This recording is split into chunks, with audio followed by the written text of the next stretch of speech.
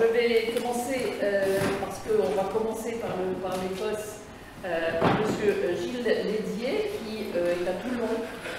La technique va nous permettre de l'avoir parmi nous comme s'il était là. Et Madame de Waal Valderrabano, ici présente. Alors, quelques mots sur chacun d'entre eux. Donc, M. Lédier est professeur des universités à l'Université Sud à Toulon, spécialiste des institutions politiques britanniques et de la question nationale écossaise. Il est l'auteur de nombreux ouvrages sur le thème de la dévolution des pouvoirs à l'Écosse et au Pays de Galles. Dans son ouvrage La question écossaise, il met en lumière le fait que sur 3 siècles d'émancipation écossaise, elle s'est réalisée sans violence. Et sa thèse portait plus spécifiquement sur l'Écosse et le thatcherisme, et il a écrit plus récemment sur ce que le Brexit peut signifier pour l'indépendance écossaise. Alors, Madame de Waal Valderrabano, ici présente, donc après être passée par les hautes études en sciences sociales et par la Casa Velasquez, vous êtes actuellement maîtresse de conférences à Sorbonne Université, spécialiste d'histoire et de civilisation d'Espagne contemporaine et co-directrice du Master Affaires européennes. Vous avez publié de nombreux travaux sur l'histoire politique et économique, et je mentionnerai simplement que votre thèse portait sur les relations entre droite autoritaire française et espagnole dans les années 30. Voilà, donc nous sommes très impatients de vous écouter l'un et l'autre, et en espérant que vous nous donnerez aussi des pistes sur les avenirs possibles de l'Écosse et de la Catalogne. Voilà, Monsieur Lédier, c'est à vous.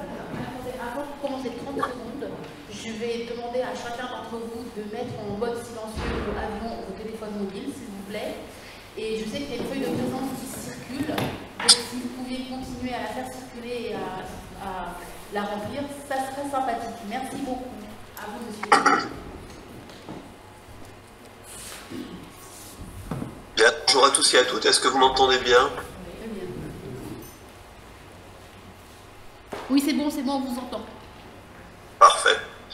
Donc, je vous remercie pour l'invitation à cette série de conférences sur les régionalismes en Europe. Je vais traiter du cas de l'Écosse.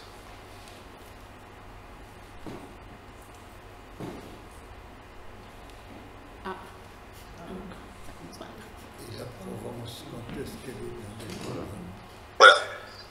Alors, je souhaiterais commencer justement par une petite remarque notionnelle sur les définitions, puisque donc le séminaire porte sur les régionalismes ou les nationalismes. Donc, dans le cas de l'Écosse, donc il est clair qu'on a affaire à une nation qui se pense comme telle, qui se définit comme telle, qui se vit comme telle. Hein. Donc, vous avez la carte traditionnelle du Royaume-Uni avec la place de l'Écosse géographiquement, mais on voit bien les 4 nations britanniques, l'Écosse, l'Irlande du Nord, le Pays de Galles et l'Angleterre. Donc, la caractéristique du Royaume-Uni, qui s'appelle Royaume-Uni de Grande-Bretagne et d'Irlande du Nord, c'est d'être un État multinational, un État 4 nations. Donc, l'Écosse est une de ces 4 nations qui a décidé de s'associer librement avec l'Angleterre depuis le début du XVIIIe siècle. Les choses sont très claires pour tout le monde, y compris les politiques qui gouvernent le Royaume-Uni. Donc là, vous avez 2 citations de 2 premiers ministres britanniques, un travailliste Harold Wilson en 70, l'autre Margaret Thatcher en 92, qui définissent très clairement l'Écosse comme une nation. Scotland is the nation in her own right, etc. Et la citation de Margaret Thatcher est très claire, alors que Margaret Thatcher elle-même était très opposés à l'autonomie de l'Écosse, à la dévolution. Elles reconnaissent qu'en tant que nation, les Écossais ont le droit à l'autodétermination nationale. Jusqu'à présent, ils ont exercé ce droit en restant dans le Royaume-Uni, mais si ils décidaient de pencher en faveur de l'indépendance, aucun parti anglais ou politicien anglais ne pourrait leur proposer ce droit. Voilà.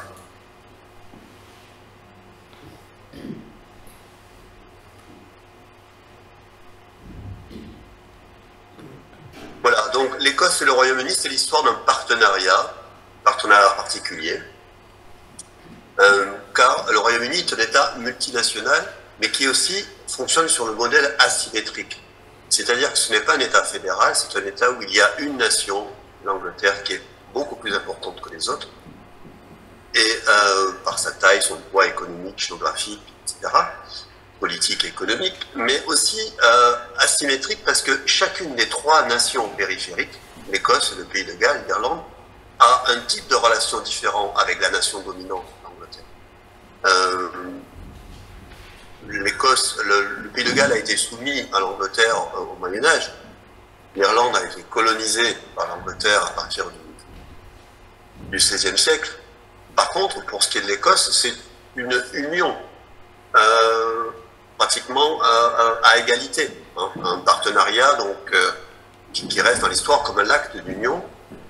Les Écossais considèrent comme le traité d'union. Donc, au moment où l'Écosse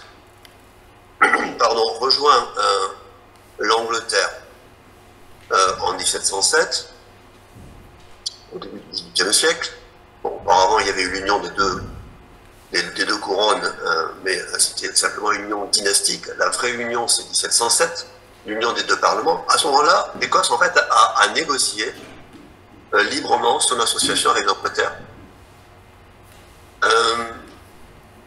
Voilà, c'était l'intérêt, notamment économique, de l'Écosse de se joindre à l'Angleterre. Mais l'Écosse a négocié son union. Et notamment, elle a préservé ce qui constituait pour elle les fondements de son identité nationale, donc de nation, ses institutions propres, à savoir son église officielle, la religion.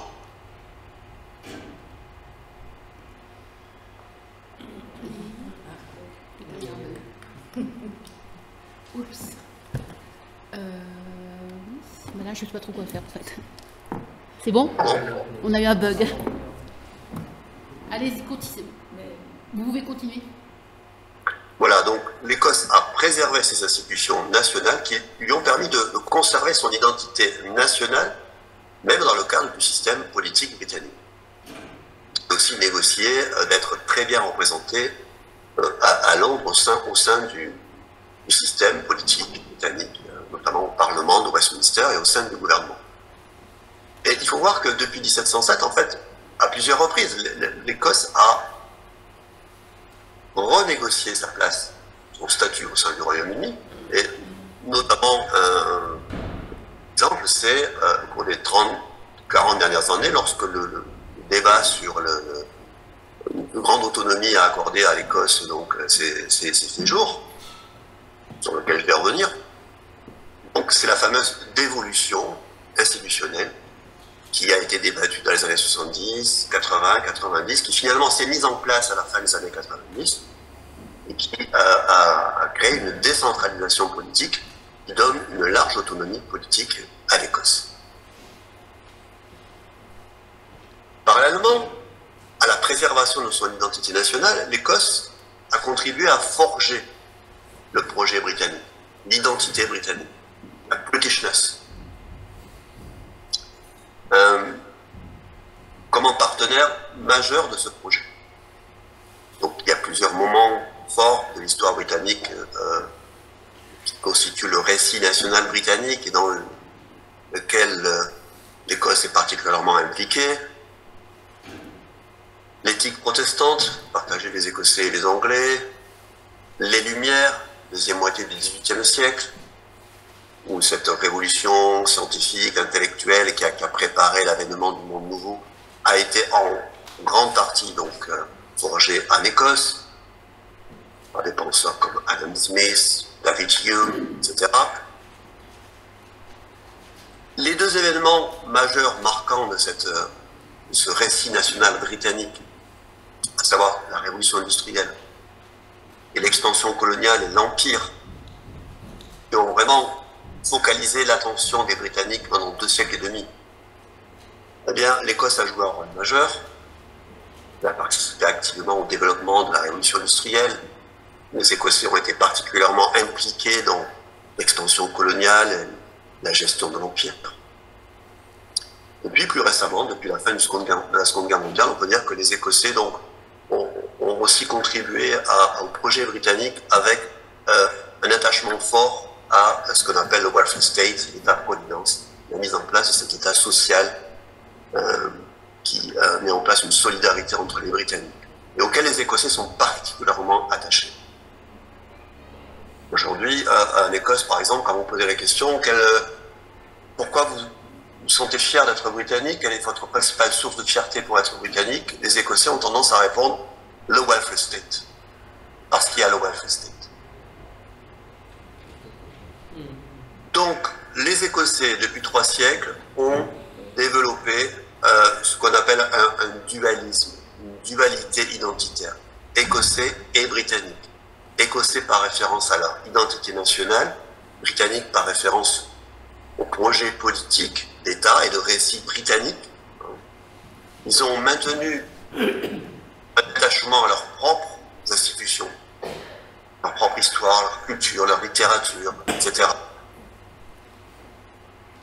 Tout en se considérant comme britanniques, dont ils partageaient les valeurs fondamentales, les objectifs, le projet, et dont ils bénéficiaient évidemment des retombées économiques et aussi en termes de fierté, de prestige et de rayonnement.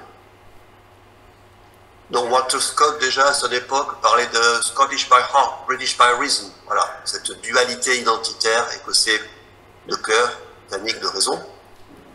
Mais cette dualité identitaire, elle est extrêmement présente dans l'opinion et dans la sociologie. Parce qu'il y a une question qui est posée, enfin, j'ai envie de dire, quotidiennement aux Écossais depuis 30-40 ans, qui est la fameuse question mise en place par le sociologue catalan Moreno, où on leur demande de se définir en termes de dualisme identitaire. La question c'est, est-ce que vous vous sentez, ça qui est impossible, exclusivement britannique, plus britannique qu'écossais, aussi britannique qu'écossais, plus écossais que britannique, ou exclusivement écossais? Voilà. Et les sociologues, les politologues scrutent la réponse à cette question pour évaluer justement les changements dans le sentiment national, le sentiment d'appartenance et le nationalisme identitaire. Alors, ce qui nous intéresse, bien sûr, c'est cette poussée du nationalisme en Écosse, qui a existé depuis le XVIIe siècle, enfin depuis le XVIIIe siècle, mais en fait ça a été quelques vagues sporadiques. Par exemple, à la fin du XIXe siècle, au moment où on a parlé de la question du Home Rule en Irlande, on parlait aussi de la question du Home Rule en Écosse. Et peut-être que s'il n'y avait pas eu la Première Guerre mondiale, eh bien l'Écosse aurait déjà eu une forme d'évolution de Home Rule, de self-government au début du XXe siècle. Bon, ce n'a pas été le cas. On peut dire que les 2 siècles et demi du début du XVIIIe à l'après-Seconde Guerre mondiale ont été marqués par une intégration globalement réussie au sein de Royaume-Uni. Par contre, depuis la fin des années 60, on a assisté à une montée du nationalisme, de l'affirmation nationale, de l'affirmation identitaire. Alors cette poussée nationaliste n'a pas concerné simplement l'Écosse, parce que c'est tout ce qu'on appelle la périphérie celtique, Celtic Periphery, l'Écosse mais aussi le Galles et les pays du Nord qui ont été affectés par cette montée du nationalisme.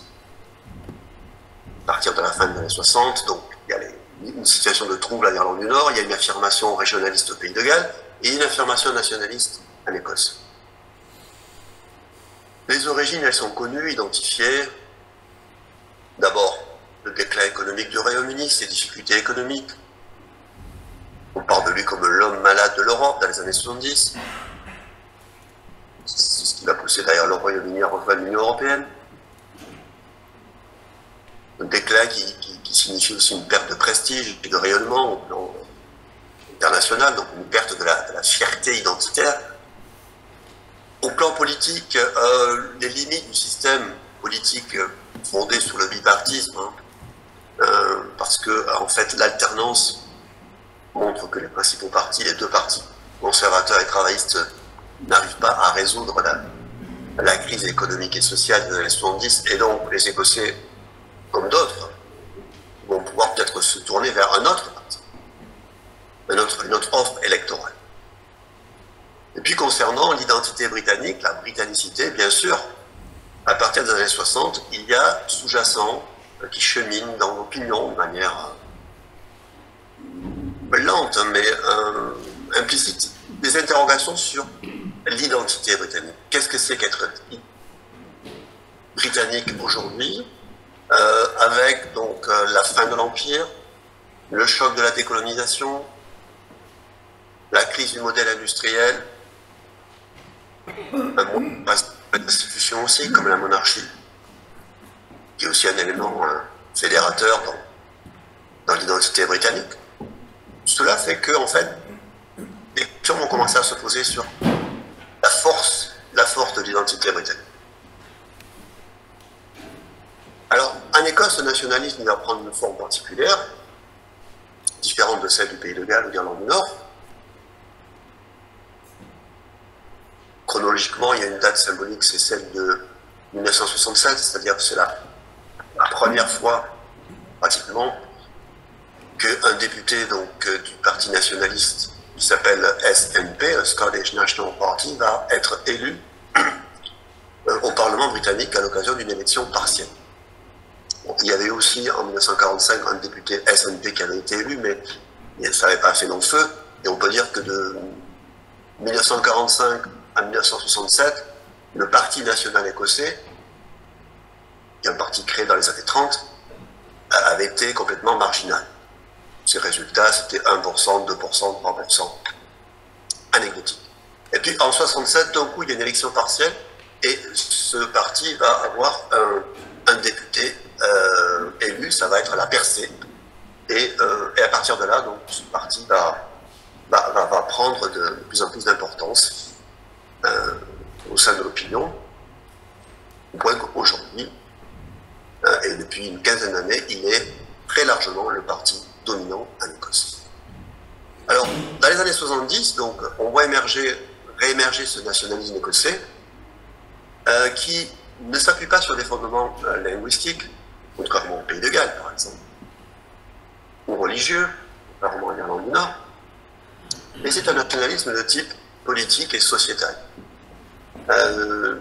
Voilà, ce qui est important pour les Écossais, c'est les valeurs que porte la nation écossaise. Il faut que ces valeurs soient en accord avec les valeurs de l'identité britannique. Ils souhaitent aussi que la place de l'Écosse soit mieux reconnue au sein du Royaume-Uni, la différence identitaire écossaise soit plus marquée, plus évidente, et globalement, il va y avoir une revendication de plus d'autonomie au sein du Royaume-Uni. Il va y avoir un véhicule politique électoral attrape-tout, ce parti national écossais, le Scottish National Party, qui va bénéficier de cet effet d'insatisfaction par rapport au parti traditionnel. Bon, les Écossais vont pouvoir voter pour cette troisième offre électorale, mais surtout le Parti national écossais va se différencier en disant bien, nous portons les intérêts de l'Écosse, nous parlons pour l'Écosse, nous représentons l'Écosse.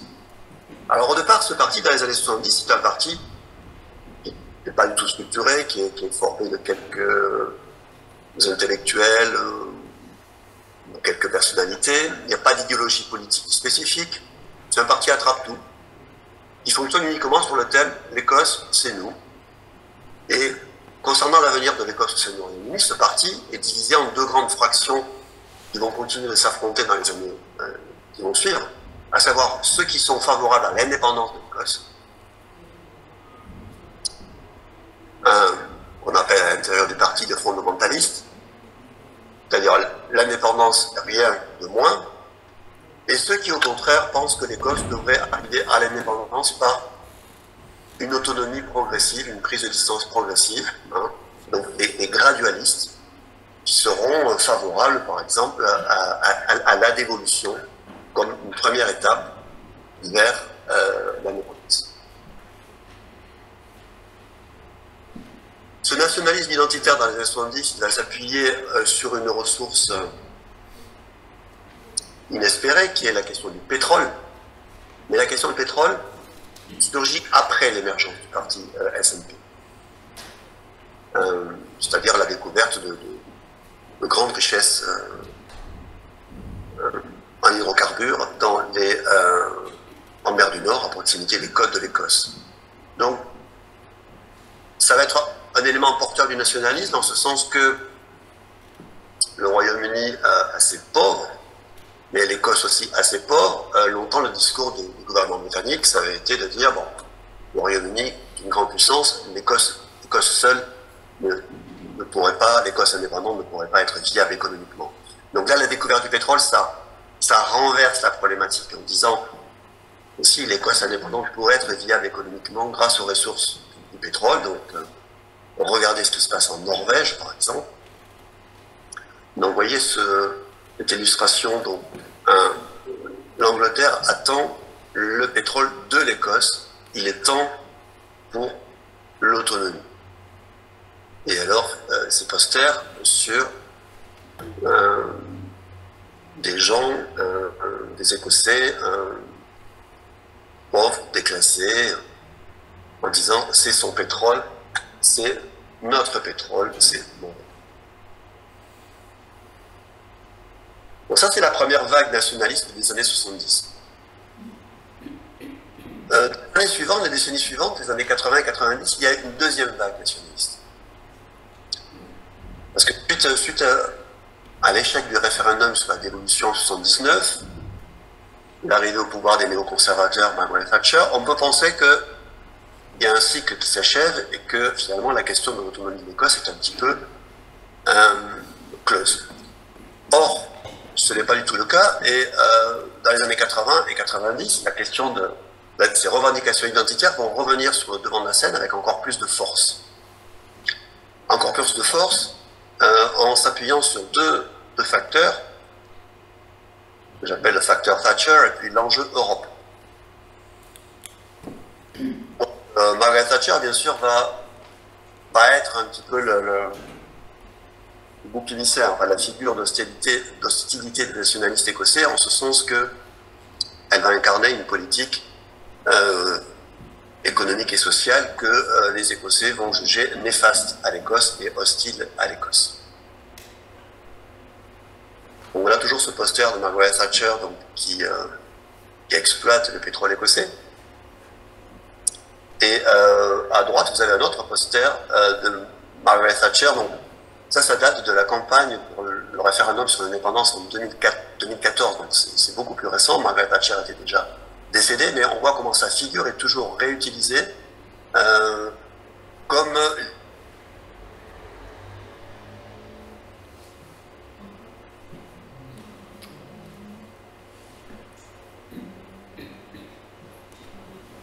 Anglais, nous avons été très très généreux avec les Écossais anglaises. Au milieu, vous avez le programme électoral du parti national écossais, Independence in Europe, Make it happen now. Donc, c'est-à-dire que le parti national écossais adopte dans ces années-là une attitude complètement favorable à l'Europe. Et leur objectif devient clairement l'indépendance au sein de l'Europe.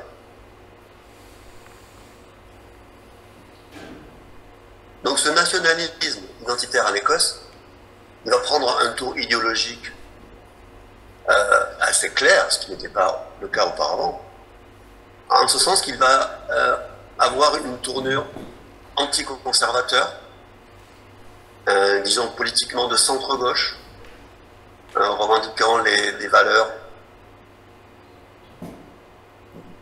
d'égalité, de justice sociale, de solidarité, le rôle de l'État pour redistribuer. En fait, dans le prolongement de l'État-providence qui s'est mis en place au Royaume-Uni dans les années 50.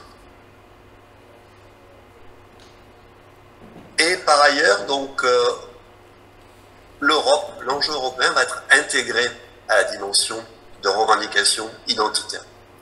C'est-à-dire que vont cheminer en même temps à la fois la revendication de plus d'autonomie nationale et à la fois l'idée que l'Écosse, le projet de l'Écosse s'inscrit tout à fait dans le cadre européen. Donc l'Europe, bien sûr, c'est aussi un moyen de contourner l'État britannique.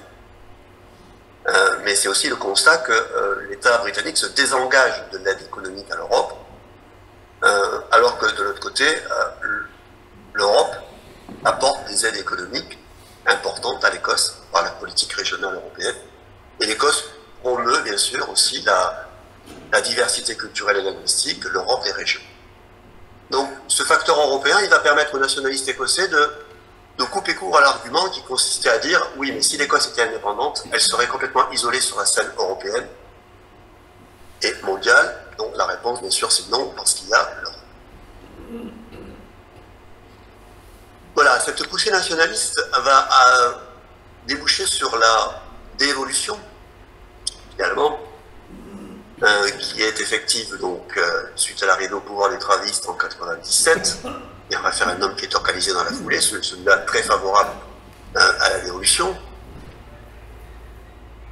Donc, qu'est-ce que la dévolution? Une forme de décentralisation politique très, très poussée.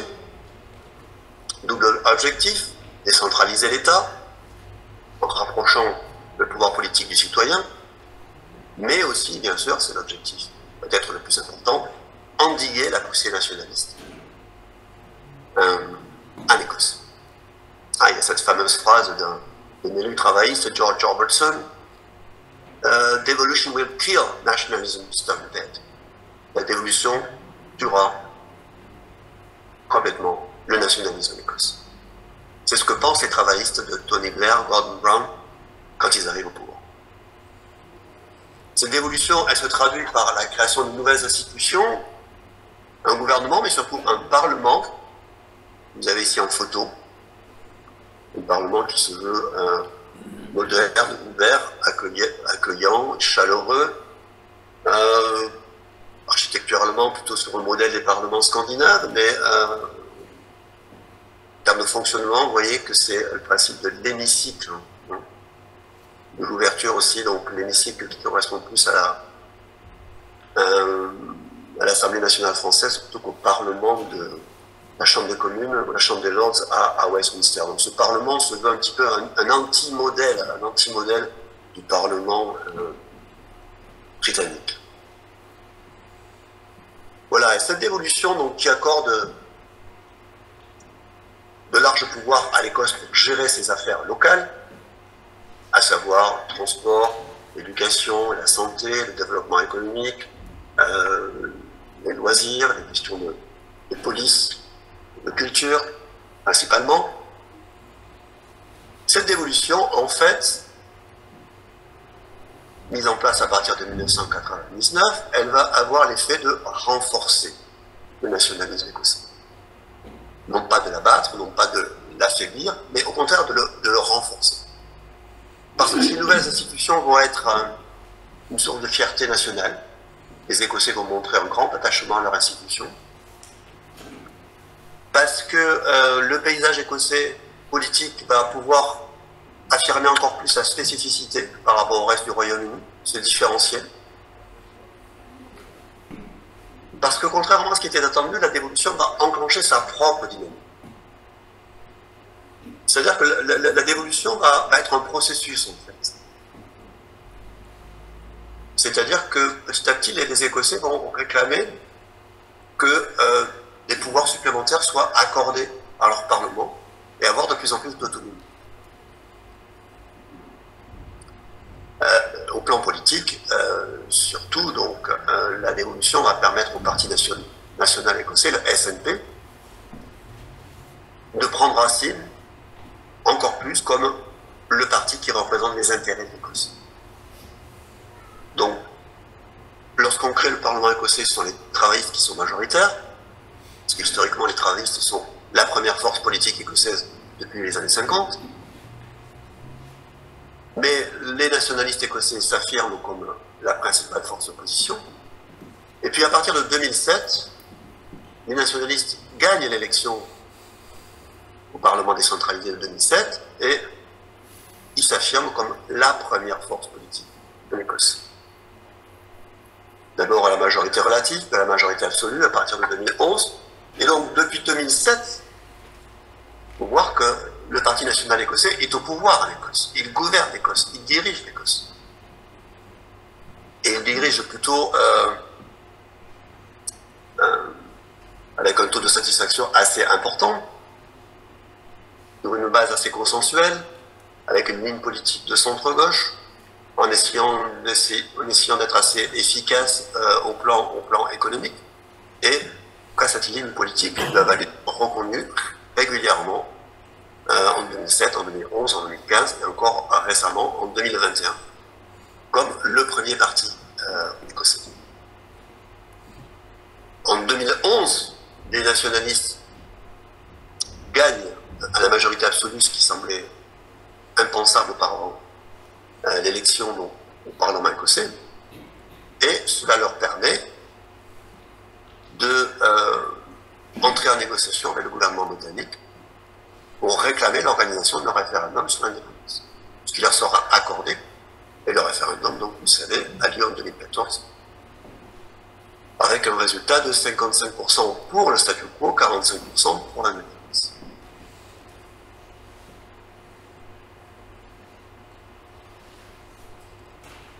Donc ces institutions décentralisées, elles sont très populaires. Au moins un sondage où on demande quelle est l'institution qui devrait avoir le plus d'influence sur la façon dont l'Écosse est gérée. Vous voyez, en bleu, c'est le gouvernement écossais. En vert, c'est le gouvernement britannique. En rouge, c'est les collectivités locales. En jaune, c'est l'Union européenne. Donc, quelle institution devrait avoir le plus d'influence sur la façon dont l'Écosse est gouvernée? C'est sans conteste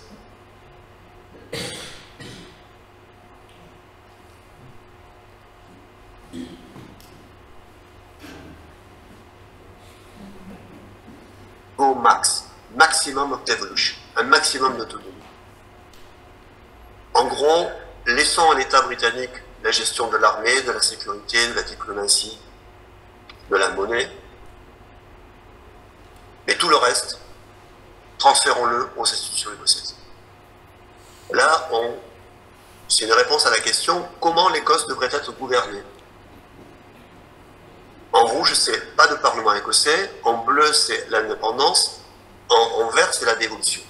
On voit que sur le long terme, depuis 1999, pour les 20 dernières années, c'est quand même la dévolution qui domine.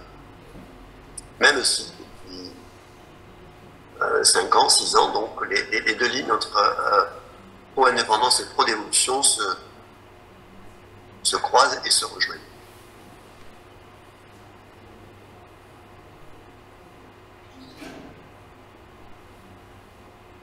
Ce qu'il faut dire aussi, c'est que cette dévolution, elle a permis à l'Écosse de devenir plus visible, aussi au Parti national écossais d'être plus visible,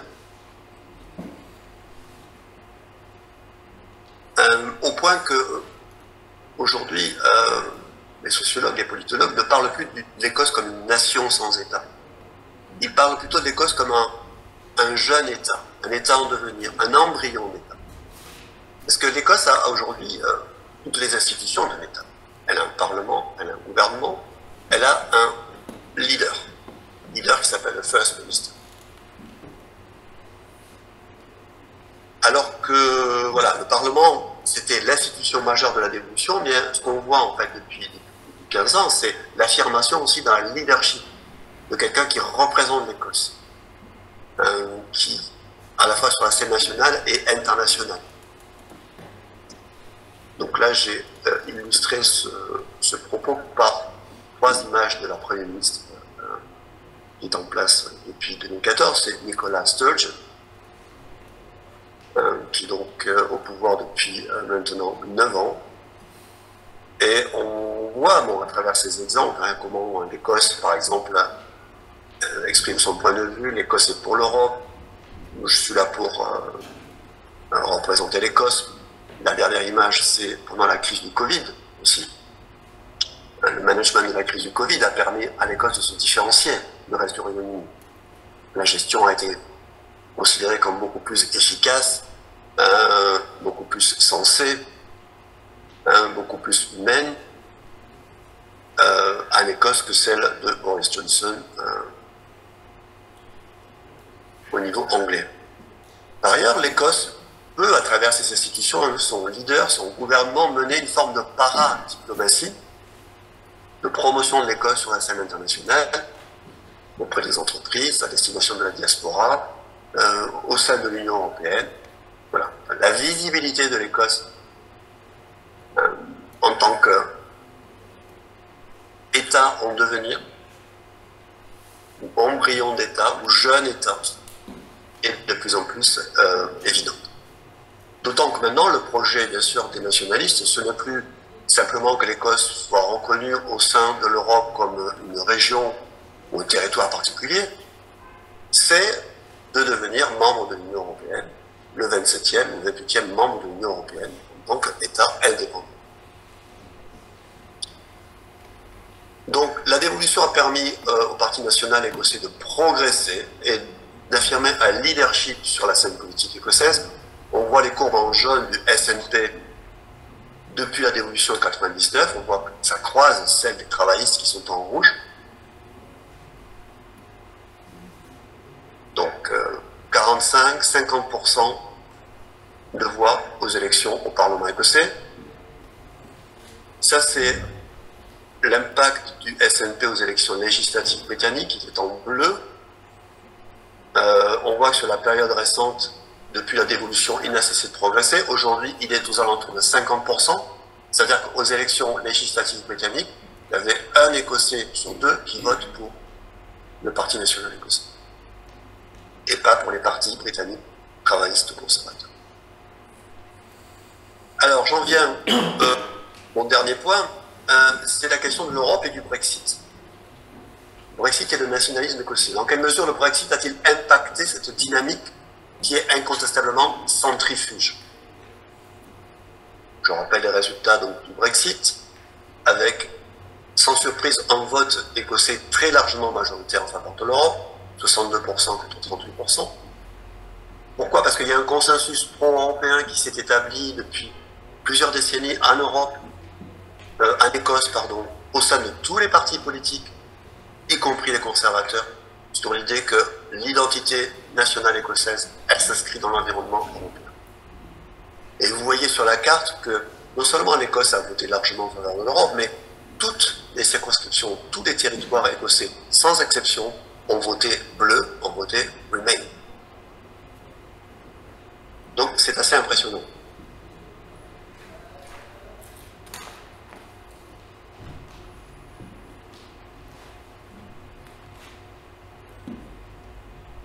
L'après-référendum a contribué à élargir le fossé entre Londres et Édimbourg, entre le gouvernement écossais et le gouvernement britannique. Pourquoi? Parce que bon, le gouvernement britannique a décidé d'ignorer le point de vue de l'Écosse, qui a voté d'abord pour rester dans l'Union européenne. Le gouvernement écossais, par l'intermédiaire de Nicola Sturgeon, a essayé de négocier un statut particulier pour l'Écosse, notamment revendiquer que l'Écosse ayant voté pour l'Union européenne, l'Écosse pourrait rester au moins dans le marché unique, ce qui a été refusé par Theresa May.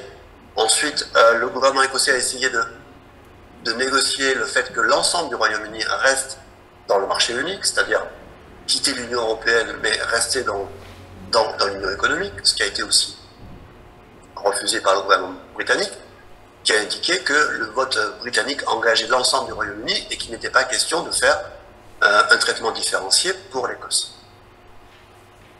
Sauf qu'un traitement différencié a été fait pour la question de l'Irlande du Nord. Ensuite, le fait que le Royaume-Uni ait choisi un Brexit dur, un hard Brexit, et a continué à affirmer un discours très hostile à l'Union européenne et à l'Europe, encore aujourd'hui. Encore aujourd'hui, en 2023. Le discours dominant par les partis politiques britanniques, non seulement conservateurs, bien sûr, mais même chez les travaillistes, c'est, voilà, l'Europe c'est fini. Bon. Donc, ce choix du hard Brexit, cette ligne eurosceptique ou anti-européenne, eh bien, elle est contraire à l'avis majoritaire des Écossais. S'ajoute à cela le fait que le gouvernement écossais craint que le Brexit entraîne, bien sûr, ce retrait de l'Europe, entraîne le fait que les compétences politiques qui étaient autrefois gérées à la fois par Édimbourg et l'Union européenne, voilà, ces compétences vont être rapatriées maintenant au niveau britannique et le gouvernement écossais craint qu'une forme de recentralisation ait lieu, c'est-à-dire que Londres récupère les compétences qui était autrefois exercée par Édimbourg, et aussi que, suite au désengagement d'Europe, ça se traduise par une perte de moyens, avec la fin des fonds structurels européens, qui ne seraient pas remplacés par des fonds britanniques.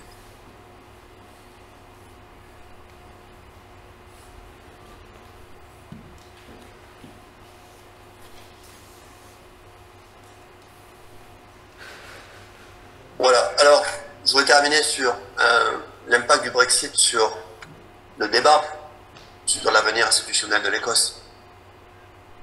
On peut dire que le choix du Brexit fait par le Royaume-Uni relance le débat sur l'indépendance de l'Écosse et en même temps il le renouvelle. Il le relance parce que du point de vue des nationalistes, le choix du Brexit, c'est ce qu'ils appellent a significant and material change of circumstances.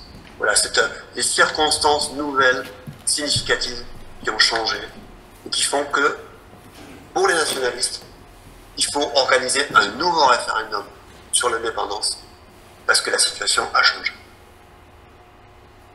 Cette position des nationalistes et pro-indépendantistes est bien sûr réfutée par le gouvernement britannique qui considère que le référendum sur l'indépendance a eu lieu en 2014 et que c'est un choix qui a engagé le Royaume-Uni et l'Écosse pour une génération. Donc il est beaucoup trop tôt pour refaire un nouveau référendum sur l'Écosse. Alors bien sûr, ce choix du Brexit, dans le débat écossais, il se traduit par le fait que, plus que jamais aujourd'hui, en Écosse, le débat politique qui domine l'opinion écossaise, c'est le clivage entre les unionistes et les nationalistes ou indépendantistes. Ce débat qui s'est développé dans les années 2010, on pensait qu'il avait culminé avec le référendum de 2014. Au contraire, il s'est poursuivi après. Il s'est encore affirmé depuis le Brexit. Donc aujourd'hui, le débat politique majeur en Écosse, c'est pas gauche-droite, c'est pas État contre marché. Non, c'est êtes-vous unioniste, souhaitez-vous rester dans le Royaume-Uni ou souhaitez-vous aller vers l'indépendance? Alors si on va un peu plus dans les détails, les termes du débat sur l'indépendance ont un petit peu changé, avec du pour et du contre, du côté du point de vue des pro-indépendances. D'un côté, on peut voir que le choix du Brexit renforce l'opinion écossaise dans ce qu'elle perçoit comme un déficit démocratique. Un déficit démocratique permanent, en ce sens que les Écossais votent contre les conservateurs, ils ont des gouvernements conservateurs au niveau britannique. Ils votent pour l'Europe, le Royaume-Uni sort de l'Europe. Donc l'idée c'est que les Écossais se voient imposer des choix politiques qui ne sont pas les leurs, et que leur seule solution pour en sortir, c'est de sortir du Royaume-Uni. Deuxièmement, le Brexit enlève un peu de sa force au principal argument contre l'indépendance, qui était, attention, l'indépendance, c'est très risqué économiquement. C'est très risqué économiquement. Bien sûr, c'est un argument qui reste, mais on voit aujourd'hui que la situation économique et sociale du Royaume-Uni post-Brexit n'est pas fameuse, et il y a beaucoup d'incertitudes sur que va devenir le Royaume-Uni, au plan économique et social, après le Brexit. Donc j'ai envie de dire que l'incertitude aujourd'hui, elle est partagée par les deux options. Les deux options paraissent aussi risquées, incertaines l'une que l'autre. Troisième argument pour les partisans de l'indépendance, eh bien, le Brexit pourrait avoir rendu l'Union européenne plus réceptive à leurs arguments qu'au moment du référendum de 2014. J'ai extrait deux phrases. José Barroso, président de la Commission européenne en 2014, il sera très difficile, voire impossible pour une Écosse indépendante de rejoindre l'Union. Ça, c'était au moment du référendum. Donald Tusk, en 2020, si une Écosse indépendante demandait à rejoindre l'UE, sa candidature serait accueillie avec enthousiasme, même si le pays ne serait pas accepté automatiquement. Je me sens très écossais, surtout depuis le Brexit. Voilà, les responsables européens affirment publiquement l'idée que si l'Écosse était indépendante, il serait sans doute assez aisé de rejoindre l'UE. D'un autre côté, Le Brexit renouvelle le débat sur l'indépendance de l'Écosse, car il soulève de nouvelles questions auxquelles les indépendantistes auront du mal à apporter des réponses catégoriques, définitives. Deux questions majeures, la monnaie et la frontière anglo-écossaise. Pour une Écosse indépendante, garder la livre sterling pour, dans un deuxième temps, créer une monnaie nationale, ça c'est le projet des indépendantistes. Ils ne parlent pas d'adopter l'euro. Est-ce que le fait d'adopter l'euro ne serait pas obligatoire, conditionnel pour intégrer l'Union européenne? Est-ce que le fait de partager dans un premier temps la monnaie, la livre sterling avec les Britanniques, serait accepté par les Britanniques et serait accepté par l'Union européenne, alors que le Royaume-Uni n'est plus membre de l'Union européenne? C'est une question majeure. Autre question majeure, c'est bien sûr celle de la frontière anglo-écossaise. En cas d'indépendance de l'Écosse, il y aurait une frontière extérieure à l'Union européenne qui serait entre l'Écosse et l'Angleterre. Ça va reproduire le même phénomène qu'en Irlande du Nord.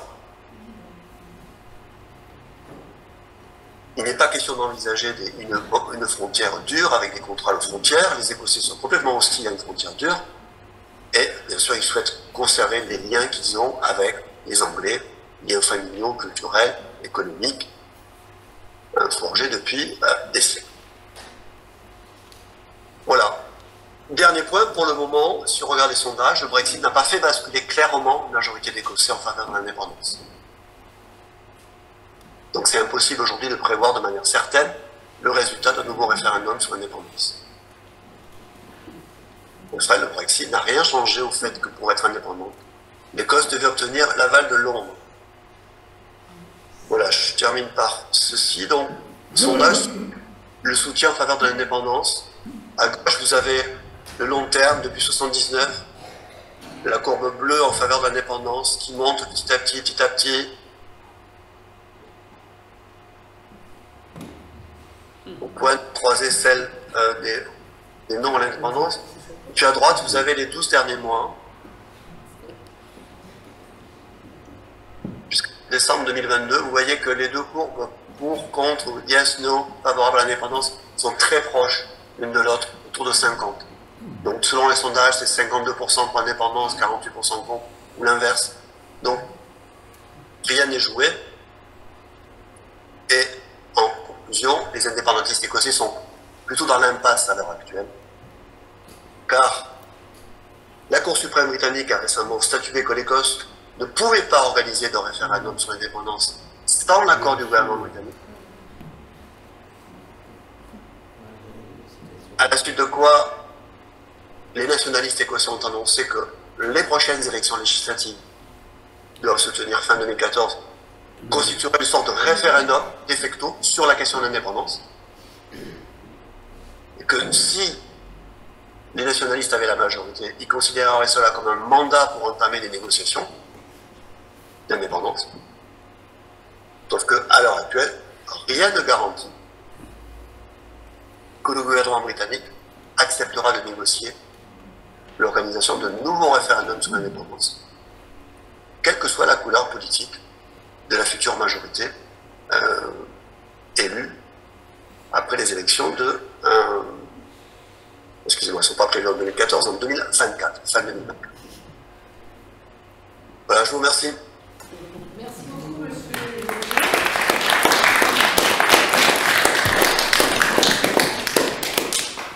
Alors, nous allons donner la parole tout de suite à Madame Levoile, on va parler de la Catalogne et on prendra des questions après, pour les deux intervenants. Voilà.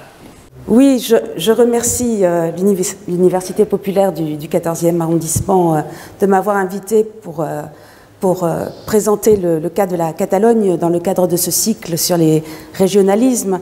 Alors, il n'y a pas si longtemps, le sujet clivant était le nationalisme basque. Voilà. Et il était parfois, devant certains publics, difficile d'en parler. Et aujourd'hui, c'est le nationalisme catalan, surtout en France finalement, où il y a une grande communauté d'origine catalane, hein, parmi les républicains qui ont fui la dictature franquiste, qu'il est difficile de de parler sans caricaturer. Donc j'ai choisi de commencer par cette image impactante qui a circulé à travers tous les médias, du référendum du 1er octobre, donc référendum de déclaration d'indépendance, référendum d'indépendance, le 1er octobre 2017 en Catalogne. Donc, très bien, le tribunal constitutionnel avait dit que ce référendum n'aurait aucune valeur. Voilà.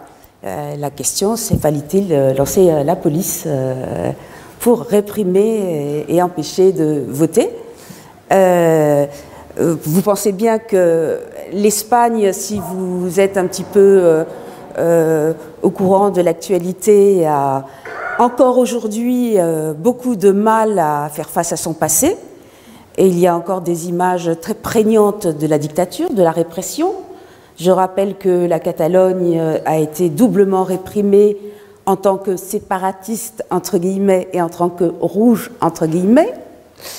Et que ces 40 années ont été des marqueurs. Et en fait, aujourd'hui, dès qu'il y a un problème avec le gouvernement central, les catalanistes, on va utiliser ce terme, qui est un peu plus doux que nationaliste catalan et qui est plus englobant, ont tendance à discréditer l'état de droit espagnol et à laisser penser que l'Espagne n'est pas une démocratie, un état de droit. Donc voilà les couvertures nationales de La Vanguardia, qui est quand même un journal catalaniste mais modéré. Voilà, on pouvait s'attendre à ce que cette photo fasse la une. Pour El Mundo, qui est un journal de droite,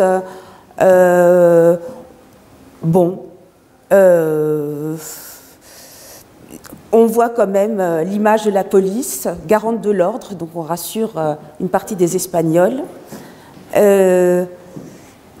Certains pays membres de l'Union européenne se sont posés la question, sont intervenus, non pas de manière institutionnelle, mais en émettant quelques commentaires. Dans sa grande majorité, l'Europe est restée un petit peu silencieuse au goût des catalanistes, disons, et a refusé de prendre parti pour un problème qu'elle jugeait être un problème qui relevait des questions intérieures. Voilà. Donc, en fait, j'ai choisi de vous faire une petite présentation chronologique. Une petite... oui, ça déborde un petit peu. Mais c'est pas grave, je vais deviner ce que j'ai écrit. Donc, en fait, voilà, si vous souhaitez après me poser des questions sur les origines du nationalisme catalan au tournant du 19-20e siècle, il n'y a aucun problème. Mais je parlais du nationalisme d'aujourd'hui. Hein. Donc, ce qui est intéressant, c'est que ça fait 5 ans maintenant, plus de 5 ans, qu'a eu lieu en Catalogne le référendum du 1er octobre sur l'indépendance de la Catalogne, déclaré illégal par le tribunal constitutionnel espagnol, dans un contexte de forte crispation politique et de répression policière dont les photographies ont fait le tour du monde. Donc nous présenterons d'une part les facteurs qui expliquent la tenue de ce référendum, en revenant sur la chronologie des relations entre l'État espagnol et la communauté autonome de Catalogne depuis la transition démocratique. Pour présenter à une demi-heure, il va mieux commencer par cette transition démocratique que nous référer au XIXe siècle. Et d'autre part, nous évoquerons l'évolution de ces relations entre 2017 et aujourd'hui. Et comme pour l'Écosse, donc les années 2023 et 2024 vont être assez mouvementées, puisque on va célébrer, on va organiser en 2023 deux types d'élections. Les élections dans 12 communautés autonomes, mais pas en Catalogne. Mais les résultats feront office quand même de baromètre de la politique socialiste de Pedro Sánchez par rapport aux catalanistes. Et ensuite, effectivement, les élections générales à Cortes en décembre 2023, où le gouvernement socialiste de Pedro Sánchez devra rendre compte de sa politique à l'égard des catalanistes.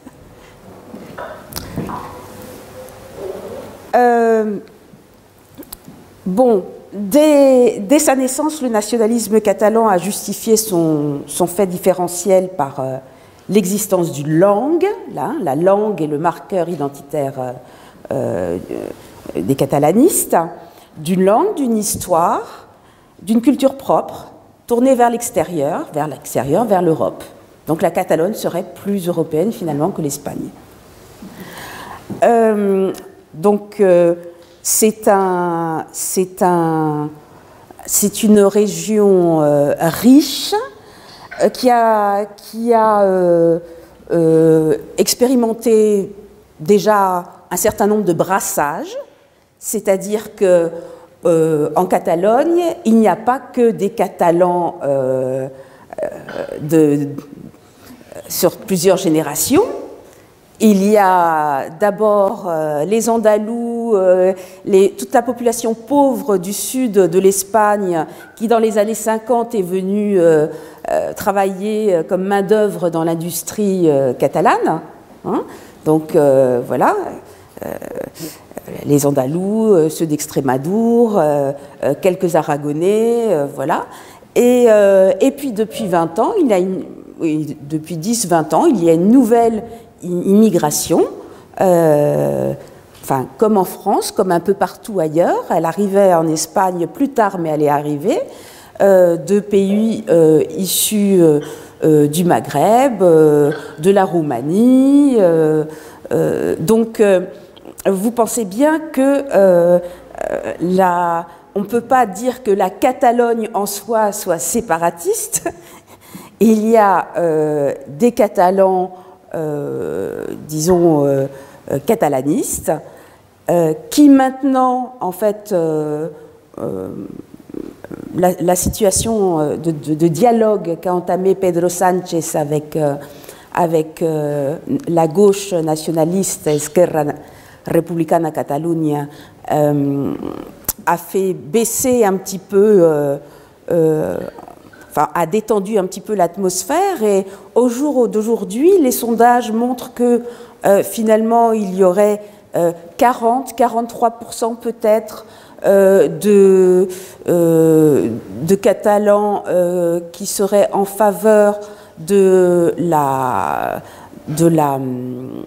l'organisation d'un référendum. Les purs et durs qui souhaiteraient une séparation, qui serait une déclaration unilatérale, ne représenterait plus que 13%. Bon, évidemment, en fonction des sondages, les données peuvent un petit peu changer, mais ce qui est intéressant, c'est qu'en 5 ans, les séparatistes purs et durs ont perdu quand même 7 points. Donc, on pourrait penser que l'Espagne est sur le bon chemin, en tout cas, ou la Catalogne, pour entamer un dialogue. Donc, cet affrontement qui a eu son point culminant en 2017 n'a pas toujours été un affrontement, puisque sous la transition démocratique, donc à la mort de Franco, déjà la Constitution de 1978 a été approuvée le 6 décembre par 91% des électeurs résidant en Catalogne, soit 3 points au-dessus de la moyenne nationale. Donc il y avait vraiment un enthousiasme pour cette Constitution. La Constitution instaurait une nouvelle organisation territoriale, l'État des autonomies, et avait été rédigée par les 7 pères de la Constitution, c'est-à-dire les 7 leaders des partis les plus votés. dont 2 Catalans, Miquel Roca de Convergencia Democrática Catalunya, qui ensuite a rejoint Convergencia i Unió. Convergencia i Unió, c'est le grand parti de Jordi Pujol. Hein, ça vous dit sûrement quelque chose, puisqu'il est resté quand même 30 ans au pouvoir, pratiquement. Enfin, j'exagère un petit peu. Et un autre des pères de la Constitution a été Jordi Solé Tura, député de Barcelone et membre du Parti socialiste unifié de Catalogne, proche du Parti communiste. Une fois rétablie la démocratie, Convergencia i Unió de Jordi Pujol, qui est un parti nationaliste de centre droit, a activement participé à la politique nationale en soutenant soit le Parti socialiste, soit le Parti populaire, en fonction de ce que l'un ou l'autre pouvait apporter de plus à la communauté autonome. Hein. Les Catalans ne sont pas les seuls à négocier.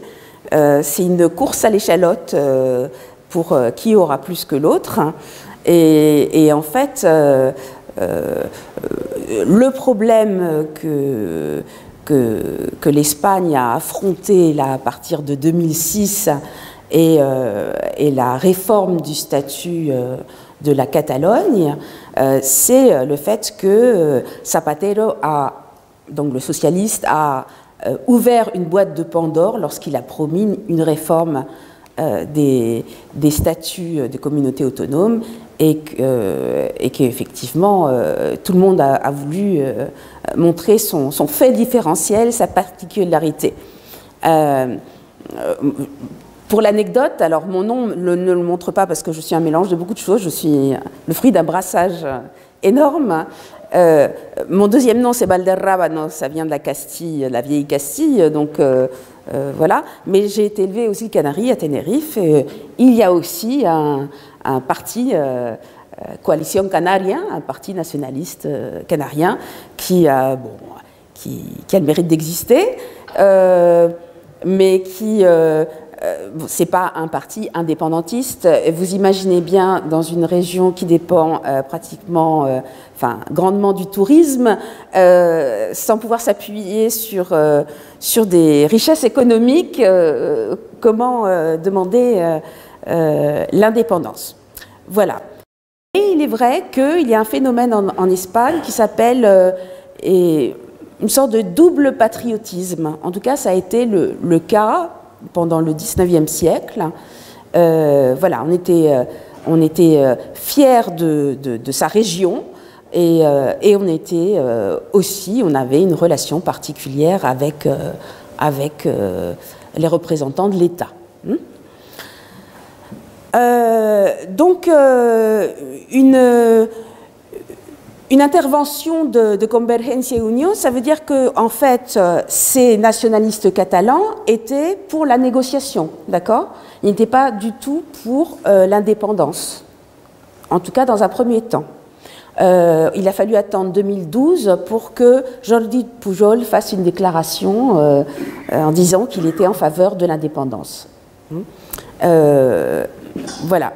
Historiquement, mais on pourra en reparler avant, ce n'est pas trop étonnant, mais disons que dans la rivalité entre les deux partis nationalistes en Catalogne, pour schématiser l'aile droite, donc Convergencia i Unió, qui s'est délité hein, et qui est devenu le parti, la coalition Junts, dirigée notamment par Puigdemont, qui est en exil, dit-il, en Belgique.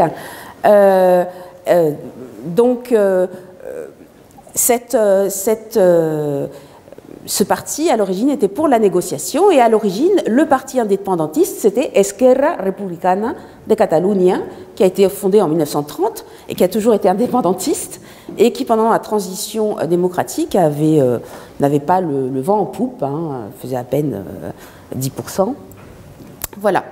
Donc, ce qui est intéressant, si vous connaissez un petit peu la politique du Parti populaire, qui est vraiment anti-séparatiste, et le Parti populaire a été quand même fondé, Alianza Popular a été fondée par Manuel Fraga, qui avait été ministre de Franco. Donc vous pensez bien qu'à l'origine, Aznar n'était pas tellement partisan de négocier avec la Catalogne, mais il était minoritaire, il n'avait pas le choix. Et les partis régionalistes, donc du coup, s'engouffrent dans la brèche. Par exemple, en 2001, la Catalogne a pu bénéficier d'une part plus significative des impôts nationaux, grâce à une négociation avec le gouvernement Aznar. Bon, en 2006, et c'est là, dans ces années-là, que ça commence à barder, disons. Donc, déjà fin 2005, au niveau de la communauté autonome, et ensuite au niveau national le 30 mars 2006, le Congrès des députés espagnol approuve donc un nouveau statut de Catalogne. Le Sénat l'approuve également. Dans son nouveau statut de la Catalogne, le préambule affirme que la Catalogne était une nation sikh. On avait parlé dans la Constitution de 1978 de nationalité. On avait essayé de ne pas dire de gros mots. Vous pensez bien si c'était tendu. Donc déjà, toute la droite était contre les nationalistes basques, catalans, voilà. Et pour le centre, pour la UCD, le parti d'Adolfo Suárez, c'était pas facile non plus. Donc voilà, on avait parlé des nationalités. Là, la Catalogne met les pieds dans le plat. Dans son préambule, elle se définit comme une nation.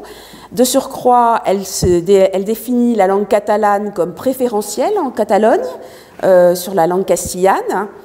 Et j'évoquerai après brièvement les deux lois linguistiques importantes pour la Catalogne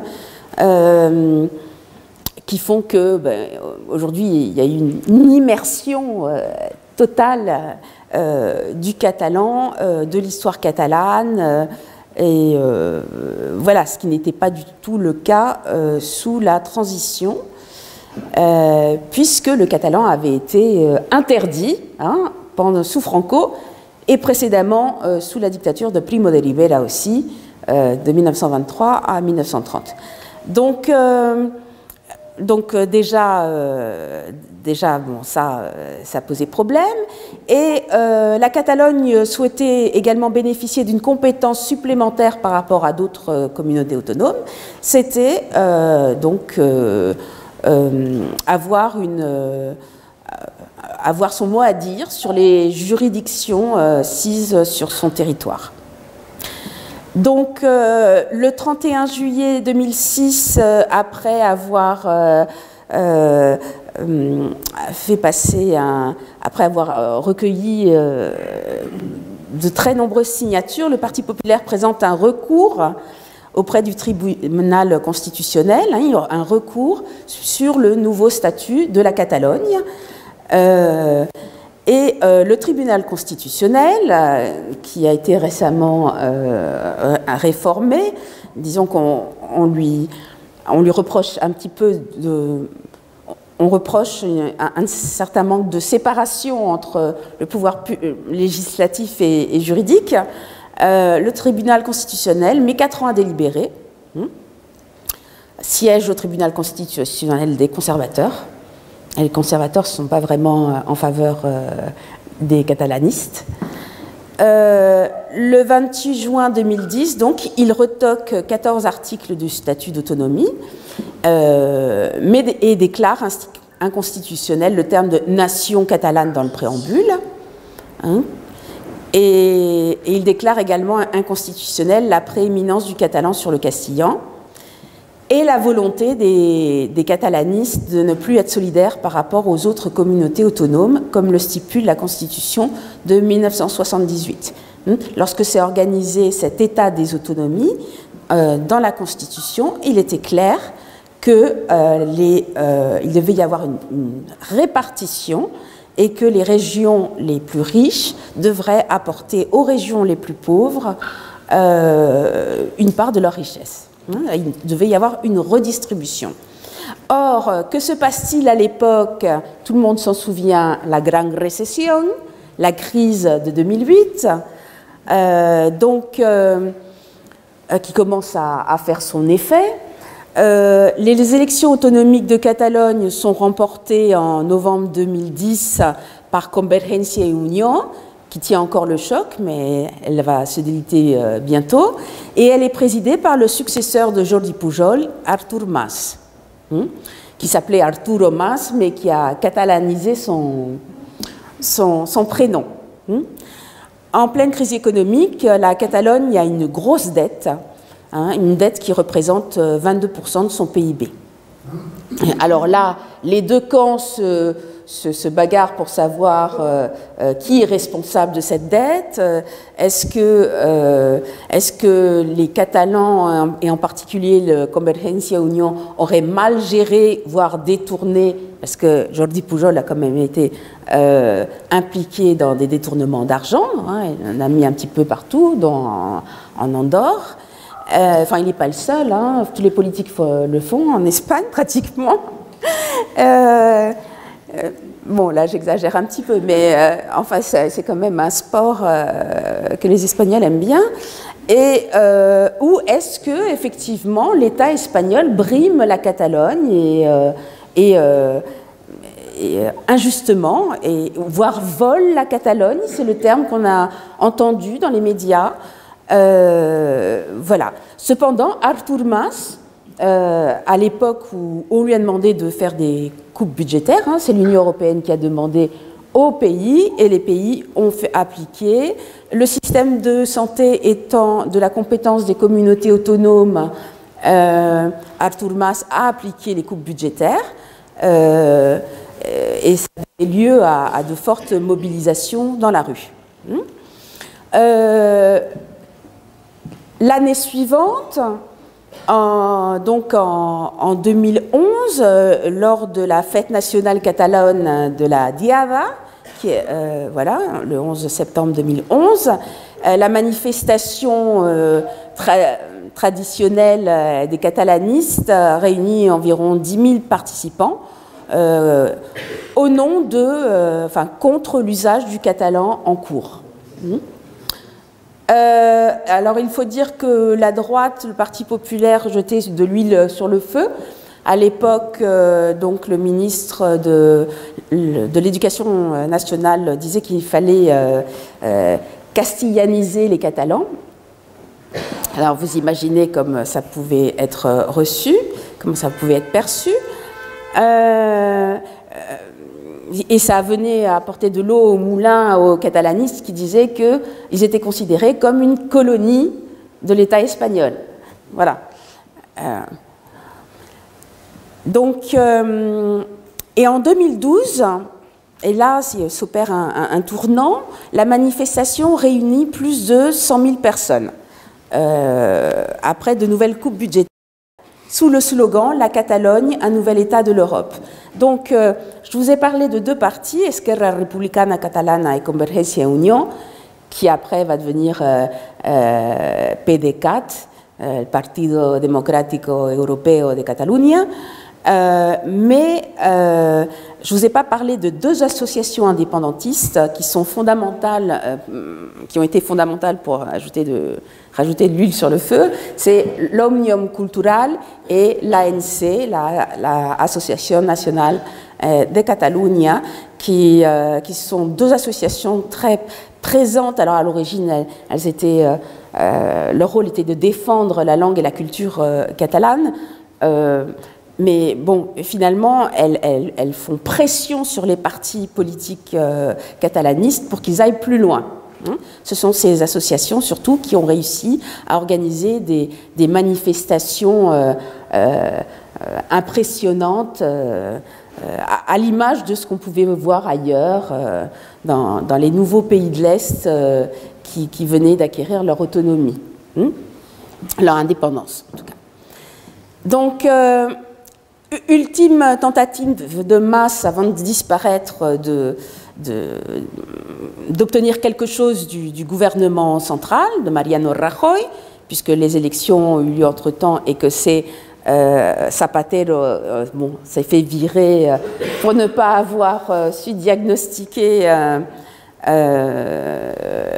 la crise qui guettait l'Espagne et qui les guettait plus intensément deux pays de l'Europe, hein, l'Espagne et l'Irlande en particulier. Donc Mas essaye d'obtenir un nouveau pacte fiscal.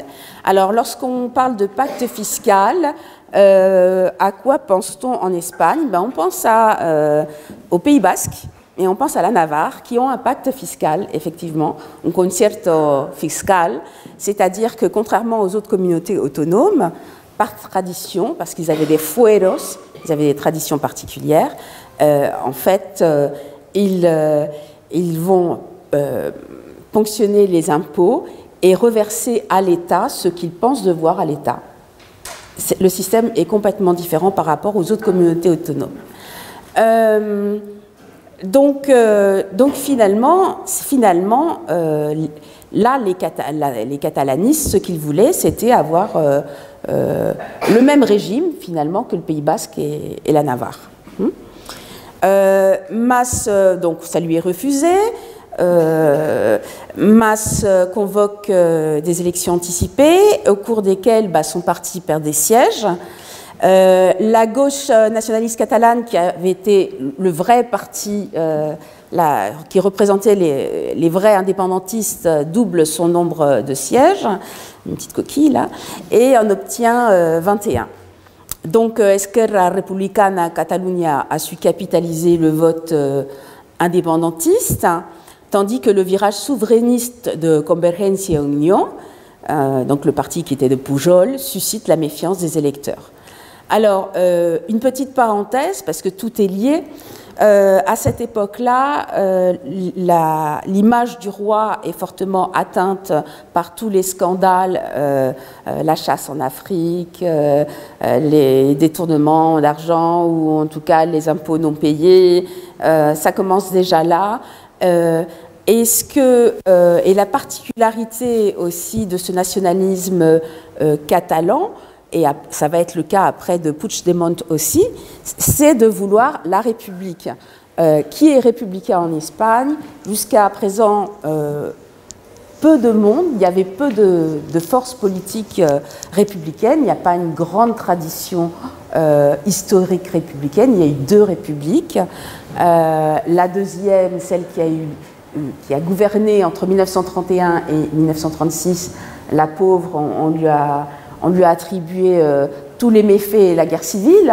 Donc, vous pensez bien que pour un Espagnol lambda, République, ça fait un petit peu tiquer. Mais ce que les catalanistes reprochent aussi finalement à l'État espagnol, c'est le fait que les électeurs n'aient pas eu le choix entre la monarchie ou la République, qu'on leur ait imposé le roi Juan Carlos I, qui avait été nommé successeur du dictateur Franco, et que finalement on n'organise pas un référendum et qu'il n'y ait pas une sorte de démocratie participative pour décider du régime qui allait être instauré en Espagne. Donc tout ça se mêle un petit peu. Et un autre acteur intervient dans cette crispation politique, à part Esquerra Republicana et puis après PDeCAT de Puigdemont, c'est la CUP, qui est une formation anticapitaliste et anti-européenne. Et voilà, comme les autres ne sont pas majoritaires, elle n'a que 3 sièges, mais elle est assez active, la CUP, et elle entre au Parlement catalan. Alors, il y a une autre force qui est en train de prendre là un petit peu de poids en ce moment, c'est le Parti socialiste catalan. Hein, oh là là, la faute.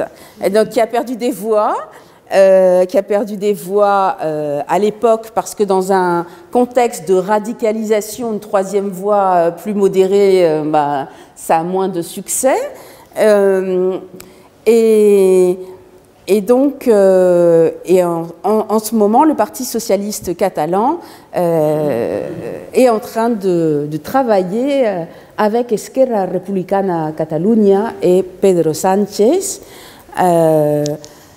puisque, en fait, l'alliance entre l'aile droite et l'aile gauche du nationalisme catalan est tombée et n'est plus d'actualité depuis que Esquerra Republicana Catalana a accepté de collaborer, enfin de négocier avec l'État central, alors que Puigdemont et sa clique voudraient continuer à défendre toujours une déclaration unilatérale d'indépendance. Donc, on parle toujours du référendum de 2017, le 1er octobre, mais il y en a eu déjà un premier. C'était celui de Artur Mas, du 9 novembre 2014. Donc là, les chiffres sont là. Environ 81,7% des voix en faveur de l'indépendance. Enfin, la question n'était pas exactement libellée de la sorte, mais seuls 37% des électeurs ont voté. Vous pensez bien, on est encore en crise. La Catalogne a énormément souffert de la crise. L'indépendance n'était pas vraiment la préoccupation principale des électeurs catalans. Bien.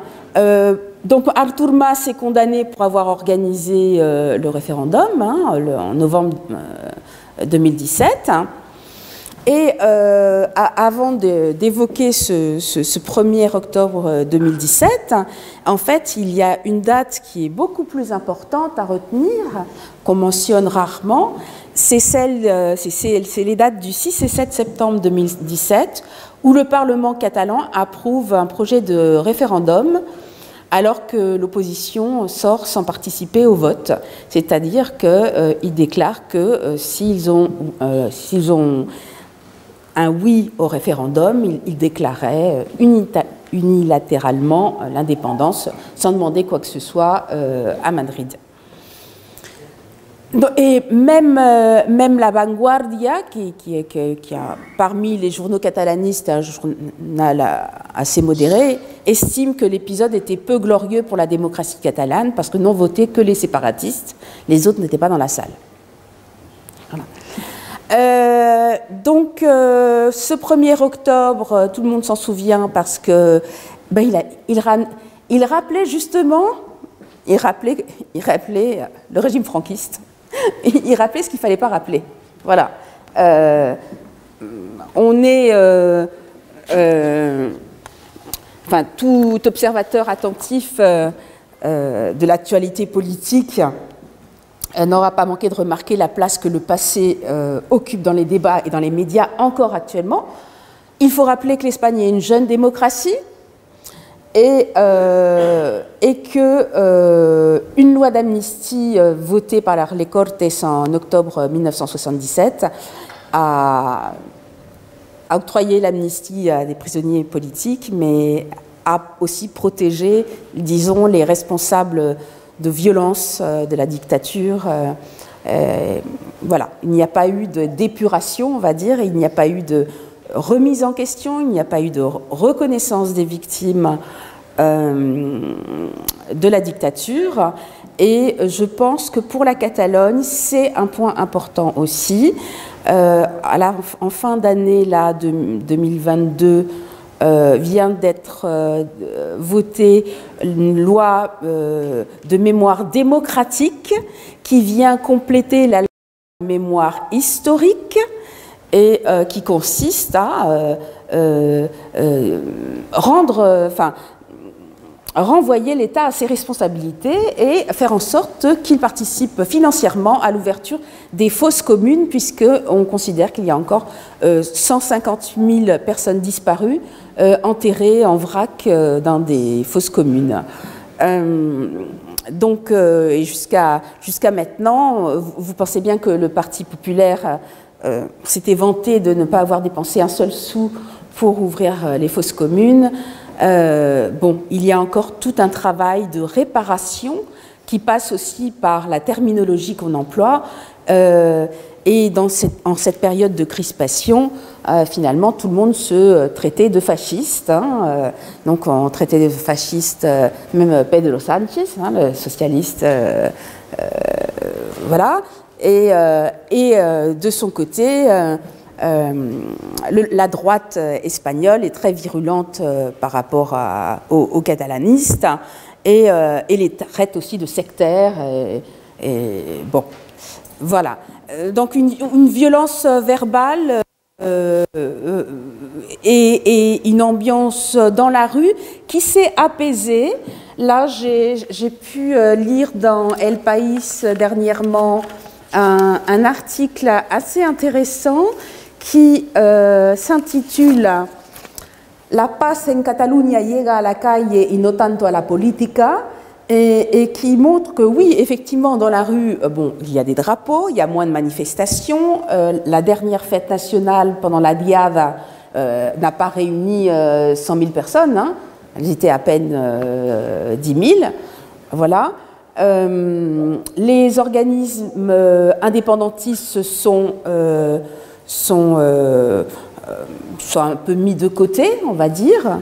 Et voilà. Et le problème de cette année, je termine avec ça, c'est que donc Pedro Sánchez avait été élu avec une forte minorité qui l'a obligé à gouverner avec des partis nationalistes, dont Esquerra Republicana de Catalunya, avec Podemos, et que une partie des Espagnols considèrent que ce sont les rouges au pouvoir et que les amnisties en faveur, les grâces en faveur des prisonniers, alors je dirais pas politique parce que c'est le terme qui est employé par les catalanistes, mais les prisonniers qui sont ces catalanistes qui ont participé à l'organisation du référendum de 2017, et la réforme de la loi sur la sédition et la malversation, etc., finalement montre un certain laxisme vis-à-vis des séparatistes. Le problème, c'est donc que va faire la droite? Que va faire la droite? Parce que le Parti populaire a le vent en poupe et il est contre la loi de mémoire démocratique, il est voilà.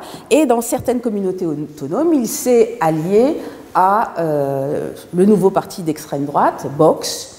Et soit il choisit une ligne idéologique de centre-droit et se rapproche un petit peu de Ciudadanos ou essaye de gouverner comme ça, soit il s'allie à Vox, et à ce moment-là, ce n'est pas le silence du gouvernement espagnol qui fera peur, c'est la peur du démantèlement du régime de l'État des autonomies.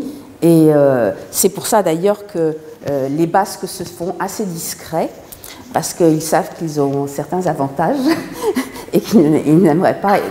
Ciudadanos a dit, hein, ce parti nationaliste qui est né en Catalogne contre les nationalistes catalans, même Ciudadanos avait dit, si on arrive au pouvoir, on enlève ce pacte fiscal et tout le monde sera logé à la même enseigne. La solution, ça serait d'adopter un fédéralisme, mais pour qu'il y ait fédéralisme, ben, il faut qu'il y ait moins d'asymétrie. Est-ce que tout le monde accepterait d'être traité de la même façon? La question se pose, et tout ça dans un contexte encore où l'Espagne souffre de son histoire, et une partie des politiciens espagnols ne prennent pas conscience de l'autre partie de l'Espagne qui a perdu les siens et qui veut être connu, simplement. Voilà, donc je pense avoir fait le tour là, j'espère ne pas avoir été trop longue. Voilà, si vous avez des questions, bien sûr. Merci beaucoup.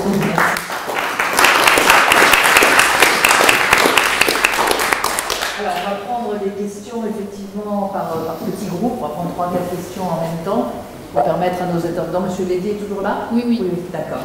Je vais Ok, alors monsieur, vous voulez... Oui, merci. Merci pour ces Essayez de formuler oui. de façon aussi courte que possible vos J'ai 3 questions. questions. La première, c'est vis-à-vis de l'Union européenne, il a été clairement dit par l'Union européenne qu'il faudrait qu'ils refassent la procédure, que s'ils étaient indépendants, il faut faire la procédure d'entrée dans l'Union européenne. Ce qui va prendre du temps. Vous parlez de quoi? Catalogne? Catalogne et Écosse. Oui. Les deux. Ce qui prendrait du temps et peut être critique du point de vue économique. Je pense notamment à l'Écosse, période transitoire, plusieurs années, où ils sont plus en Royaume-Uni et pas encore en Union européenne. L'autre question, c'est le fait qu'il faut, pour faire un référendum, demander l'autorisation des gouvernements, soit espagnols, etc. Ça me semble contraire à la Charte des Nations Unies qui prône le libre choix des peuples.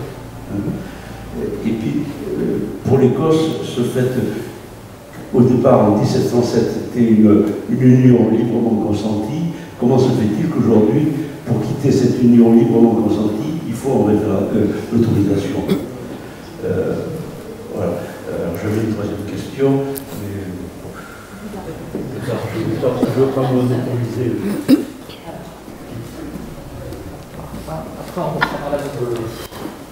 Oui, bonjour.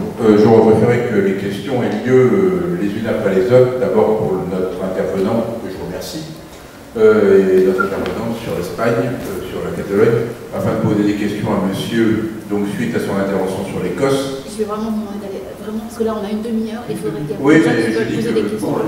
pour la qualité des questions, il est évident que c'est problématique. Je voudrais rebondir sur le propos de monsieur, puisque effectivement, j'avais des choses à dire, et sur les propos de madame dans la foulée. Donc je vais rebondir globalement sur les deux. Bon, je suis intégré dans ces questions, bien entendu, mon nom est Nicolas Denec, je me présente quand même. Du 14e, je suis intégré sur toutes ces questions. Il manquait d'ailleurs qu'une seule intervention dans vos 3 demi-journées, donc la Kabylie, c'est tout. Voilà exactement, en termes de mouvement, j'allais dire, roulant de sécession. Alors, sur l'Écosse, bon, écoutez, le plan de développement de David Cameron de 2014 a dû comme porter ses fruits, puisqu'il avait déclaré qu'il y aurait un très large plan de développement si le référendum était négatif. Bon, ce que je pense très simplement, c'est que, bien sûr, les Écossais, qui majoritairement vont plutôt vers l'indépendance, notamment avec des mouvements qu'on pourrait qualifier de gauche, effectivement, interviennent et font de la pression sur Bruxelles pour obtenir de l'Union européenne ce qu'ils n'obtiennent pas donc des îles britanniques. Grosso modo, c'est ce que je pense. C'est ce qui explique les 62% en faveur du Remain de tout à l'heure. Il fallait s'en douter. Ils ont beaucoup plus, effectivement, de chances d'obtenir une séparation du côté de Bruxelles, d'autant plus que les sommes d'argent dont bénéficie l'Écosse au titre de Bruxelles et de Strasbourg sont certainement importantes. Monsieur, je vous demandais d'aller directement à la question. Alors maintenant, la question, s'il y a des questions à poser, je rebondis sur ce que dit monsieur. Bon, personnellement, je pense que l'Écosse va faire sa séparation. Alors pour monsieur, j'ai terminé. Pour madame, concernant la Catalogne, elle a dit ce qui était à dire, étant donné que je connais bien la région, c'est qu'en fait, on va plus sur l'Union espagnole, et l'Espagne, donc, apparaît consolidée plus ou moins par cette crise. Donc je ne fais que des additifs, les questions, j'aurais du mal. Merci. Dans la première partie, il a bien été précisé que l'Écosse était associée à l'Angleterre des Bolches et du Flamand. D'accord. Et quand on parle de la Catalogne, ça me semble très surprenant de ne pas parler du seul fond de la République qui est parti du parti républicain. Mais c'est tout. Oui, mais... La position de la Catalogne et de l'Écosse, contrairement à ce que je suis, sont complètement différentes. Oui, bien sûr. La plus grande dictature, Salazar, ensuite, Franco. C'est quand même parallèle. Oui, Alors, peut-être donc on va les intervenants pour répondre. Peut-être oui. Monsieur Lédier, oui, vous pouvez commencer, Gilles. Vous m'entendez? Monsieur Lédier. Monsieur Lédier, vous entendez? Oui, oui. Alors, allez, si vous voulez bien répondre aux premières questions, vous avez entendu? Alors, je ne suis pas sûr d'avoir compris avec précision s'il y avait une question posée, mais moi j'ai compris le sens des interventions.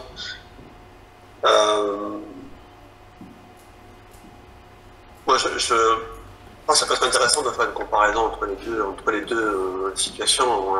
Écosse et Catalogne, c'est aussi le but de la conférence. Il me semble qu'il y a des différences, des ressemblances, mais aussi des points de différence assez sensibles. Bon, le premier, c'est celui de la langue.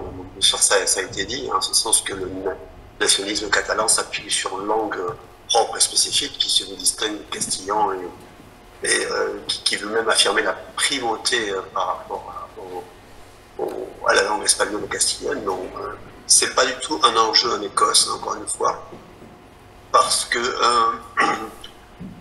l'anglais a été intégré comme langue faisant partie de l'identité nationale, même si très clairement, dans les institutions écossaises, tout est bilingue, c'est-à-dire le gaélique écossais, tout est traduit en gaélique écossais, il y a un double affichage linguistique. Bon, moi, il me semble qu'il y a une question importante, c'est deux questions importantes, c'est la question de l'économie et la question de la nation, région, autonomie. La question de l'économie, je trouve que Catalogne n'est pas exactement dans la même situation que l'Écosse, en ce sens que la Catalogne, c'est la région, si je me trompe bien, la plus riche, si je ne me trompe pas, la région la plus riche d'Espagne, qui revendique le moteur de l'économie espagnole et qui considère que finalement, Madrid, le centre, lui prend un peu trop de ressources ou ne redistribue pas assez de ce qu'elle apporte au lot national. Donc, il y a partie des revendications catalanes qui viennent aussi de ça, c'est-à-dire que on considère que l'État espagnol n'est pas assez juste ou assez généreux par rapport à la richesse de la Catalogne. Alors, c'est pas du tout le cas en Écosse. Le problème ne se pose pas du tout dans ces termes-là. Le plan économique, la question c'est plutôt de savoir est-ce que l'Écosse indépendante serait économiquement viable. Et voilà, c'est l'enjeu principal. Et est-ce que l'Écosse indépendante pourrait maintenir, par exemple, son pouvoir les Écossais pourraient maintenir leur pouvoir d'achat, leur pouvoir des retraites, la sécurité sociale, etc. Il y a un troisième élément qui me paraît central, je crois, c'est la façon dont les Écossais et les Catalans se voient et la façon dont ils sont considérés par l'État central. Encore une fois, au Royaume-Uni, c'est un État multinational. L'Écosse est reconnue comme une nation avec une forme de droit d'autodétermination en tant que membre fondateur de l'Union. Il n'y a aucune ambiguïté là-dessus. Le Royaume-Uni est un État multinational. Donc une nation, en théorie au moins, a le droit d'être reconnue comme une nation et éventuellement de suivre une route différente. En Catalogne, il me semble que le problème vient justement du fait de cette différence d'appréciation. Parce que les Catalans se reconnaissent comme une nation, s'affirment comme une nation, mais c'est assez récent. Bon, l'historique a montré que, en tout cas officiellement, c'est assez récent, ça date d'une dizaine, une quinzaine d'années. Et ce n'a jamais été reconnu par l'État central. L'État central ne considère pas la Catalogne comme une nation. L'État central considère qu'il y a un État espagnol, avec une langue, c'est le castillan, et donc considère que la Catalogne a un statut d'autonomie, ça de région décentralisée, région autonome d'autonomie, mais que l'État central espagnol est indivisible, même s'il est décentralisé. Donc il me semble que là, il y a quand même une grande différence et un point crucial de conflit. Alors, on va peut-être laisser Madame de Waal répondre à son tour. Oui, alors, par rapport à l'Écosse, c'est intéressant parce que effectivement, il y a des effets miroirs. Donc, les nationalistes catalans regardaient du côté de l'Écosse et disaient vous voyez, au Royaume-Uni, ils sont quand même plus démocrates que vous, les Espagnols, parce qu'ils ont le droit d'organiser un référendum. Voilà, maintenant, se trouve, ils se heurtent au refus de Londres voilà, d'autoriser un référendum. Voilà, juste cette petite remarque. Alors, par rapport à la République, j'ai choisi de ne pas intervenir sur ce passé, parce que, justement, voilà, sinon je ne pouvais pas aborder l'actualité. C'est énorme, ça a été le sujet de ma thèse. Je suis spécialiste de la Seconde République. Et donc, en fait, effectivement, les Catalans ont plusieurs légitimités. Déjà, on leur a octroyé, enfin, après bataille, une mancomunitat pendant le régime de la Restauration borbonique, c'est-à-dire qu'ils avaient une certaine autonomie, en tout cas en matière d'éducation, et ils ont su en profiter, hein, vraiment.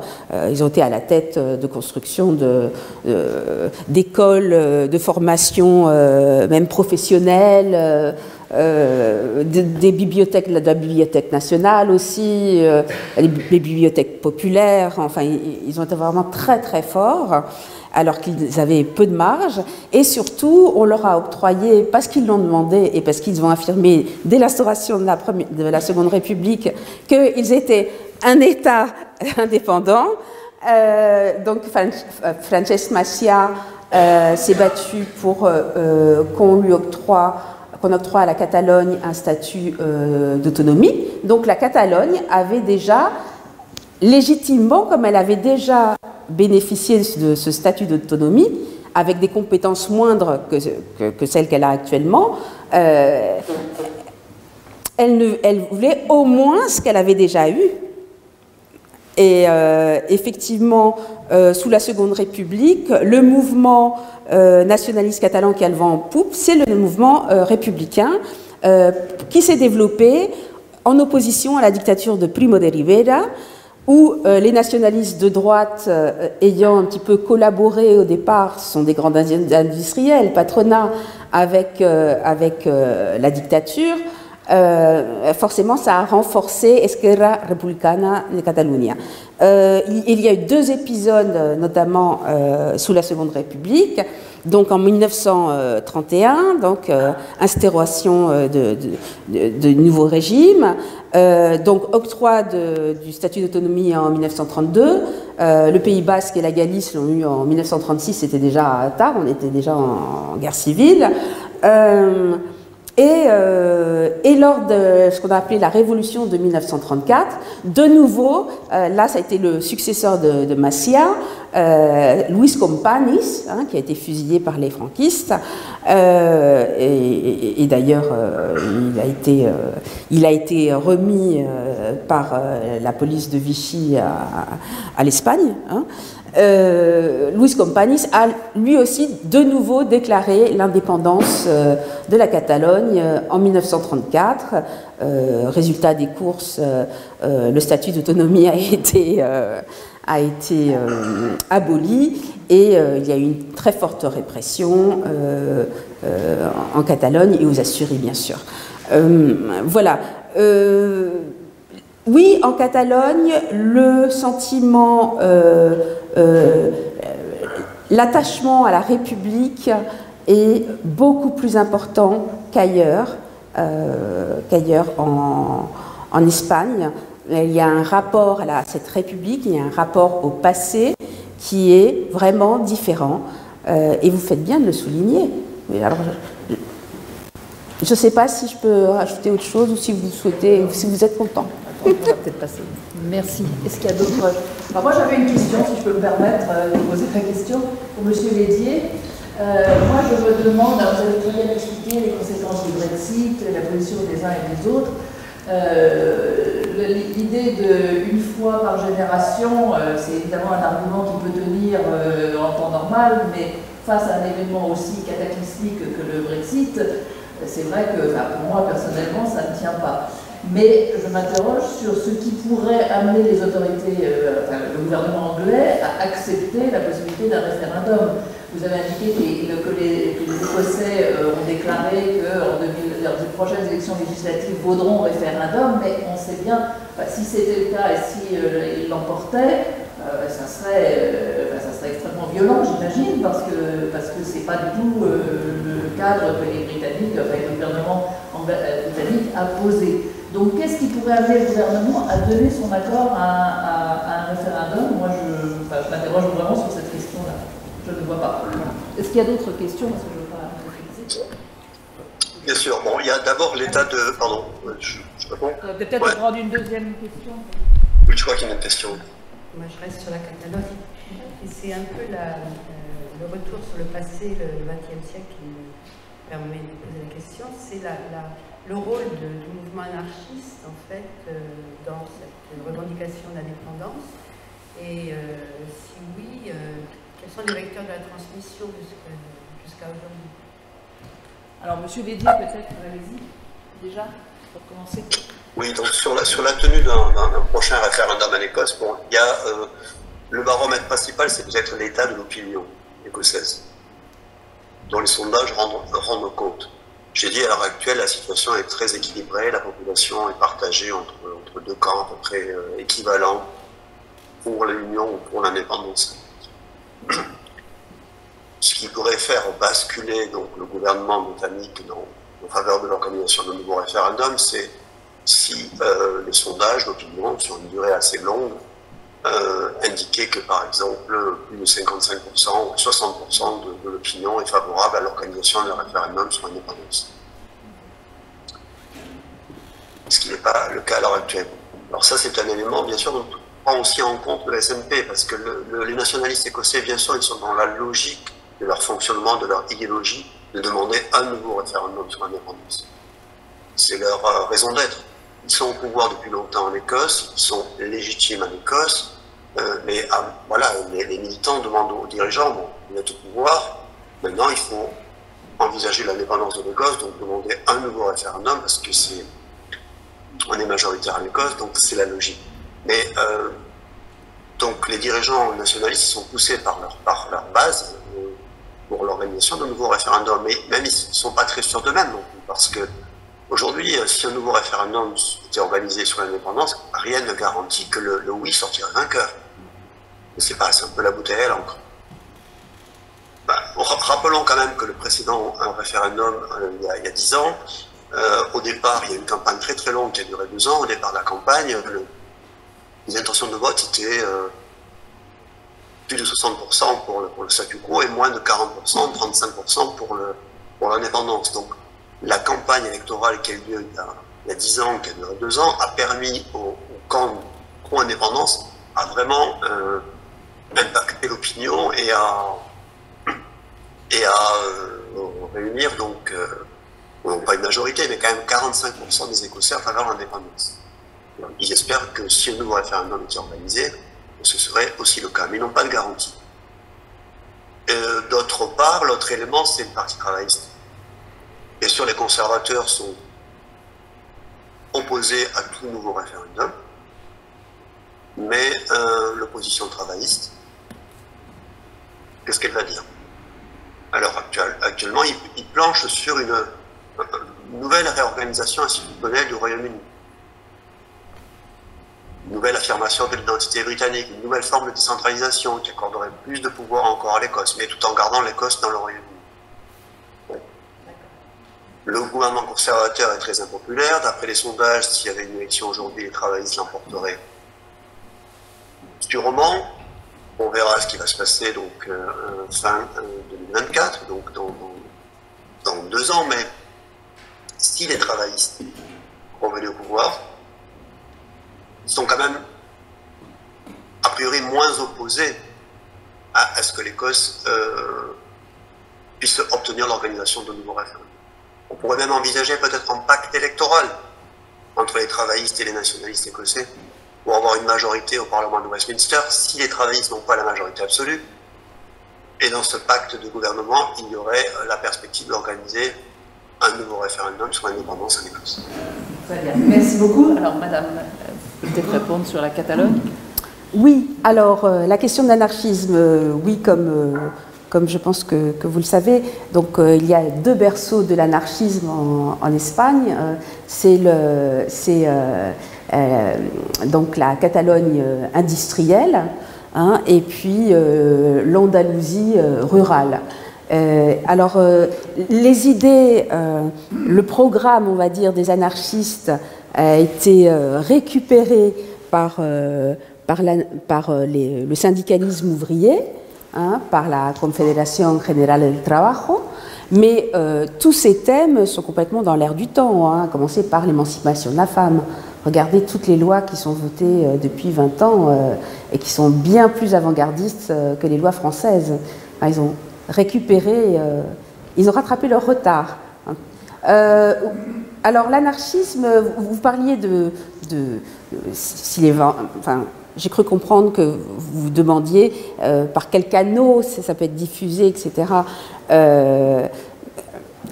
Vous savez, à l'université, que ce soit en France ou en Espagne, et en France beaucoup, parce que beaucoup d'hispanistes se sentent proches des idées anarchistes, par le biais de l'enseignement, par le biais des publications. Et c'est pour ça que j'ai envie de dire, ne lisez pas n'importe quoi. Parce que, voilà, il y a des auteurs, voilà, Manuel Peluay, Stéphane Michonneau, ce sont des historiens, ils savent faire la part des choses. Alors chacun aura un sentiment personnel, mais qui n'affichera pas forcément. Il s'agit quand même de travailler en tendant à l'objectivité, on va dire. Mais là, j'ai été surprise d'acheter un livre, Solidarias, donc sur les femmes anarchistes, et voilà, et de voir en tout petit soutenu par une association politique anarchiste. Et en tant qu'historienne, ça me choque. Voilà. Alors, il nous reste 2 minutes. Il y a monsieur qui a déjà parlé, mais si est-ce qu'il y aurait une autre personne qui n'a pas posé de question encore, qui veut une dernière question? Un petit mot sur ces communautés. Un petit mot sur les communautés autonomes dont je perçois le concept pour la première fois aujourd'hui.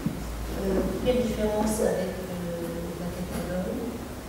Dans l'histoire est très compliquée. Enfin, voilà. Et puis il y a une négociation à la Catalogne par rapport à l'État espagnol. J'ai pas bien pigé en fait. Qu'est-ce qu'elle veut vraiment négocier? C'est un problème de langue avant tout. Je sais pas ce que très rapidement, c'est très rapide, c'est pour l'école un peu, parce que la Catalogne, c'est un peu de poil. Imaginons que l'ancien Premier ministre Bidon, un français qui éventuellement est descendance française, n'est pas de domicile à Paris, se présente à la mairie de Paris. Je pense que ce ne serait pas accepté. Pourtant, notre ancien Premier ministre, lui, il s'est présenté à la municipalité de Barcelone. Oui, c'est très mal vu. Oui. Mais sa candidature n'a pas été acceptée. Oui. Oui. Allez-y. Alors, les communautés autonomes.